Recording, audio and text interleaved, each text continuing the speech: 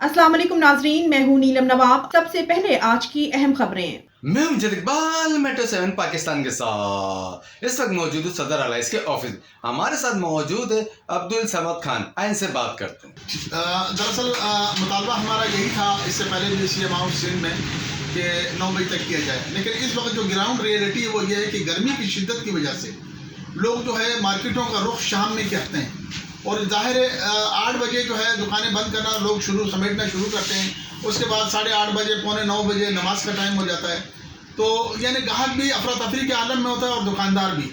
तो मैं समझता हूँ कि हुकूमत पाकिस्तान और हुकूमत सिंध से ये हम मुतालबा करते हैं, कराची के जितने ताजिर हैं, कि आप बराए मेहरबानी अपील है हमारी कि आप इसका टाइमिंग जो है बेशक दिन 12 बजे से रात 10 बजे कर दीजिए, ताकि उससे भी कुछ तवानाई की बचत होगी। अगर 12 बजे खोला जाएगा रात 10 बजे तक, उससे ये कि अफरा तफरी का आलम नहीं होगा, क्योंकि 9 बजे एग्जैक्ट जब दुकानें बंद होती हैं तो इतना इज़्दिहाम होता है रोडों पर कि मैं समझता हूँ कि वो 1 घंटे में जो हम बचत करने जा रहे हैं वो पेट्रोल उतना ज़ाया हो जाता है।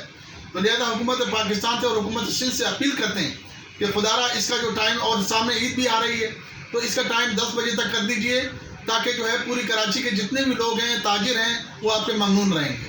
देखिए, पेट्रोल का बम तो आए दिन गिरता जा रहा है और लोगों की सकत कम हो रही है। ज़ाहिर है इससे पहले महंगाई का तूफ़ान आया हुआ है और मज़ीद जो ये बढ़ रहा है तो मज़ीद तूफ़ान आएगा। तो मैं हुकूमत से ये गुजारिश करूँगा कि खुदारा इतना बोझ डालिए कि गरीब खुदकशी पर मजबूर ना हो, क्योंकि इस वक्त जो गरीब है वो 2 वक्त की रोटी के लिए मजबूर है, बच्चों के दूध के लिए मजबूर है, माँ की दवाई के लिए मजबूर है। तो इस सूरत हाल में बताएं कि लोग कहाँ जाएंगे, जिंदा दरगोर हो जाएंगे। तो ये रियासत का काम है कि आवाम के लिए बेहतरी के इंतजाम किए जाएँ। तो बराए मेहरबानी इस पर नज़रसानी करके पेट्रोल की कीमतें कम की जाएँ। बहुत शुक्रिया।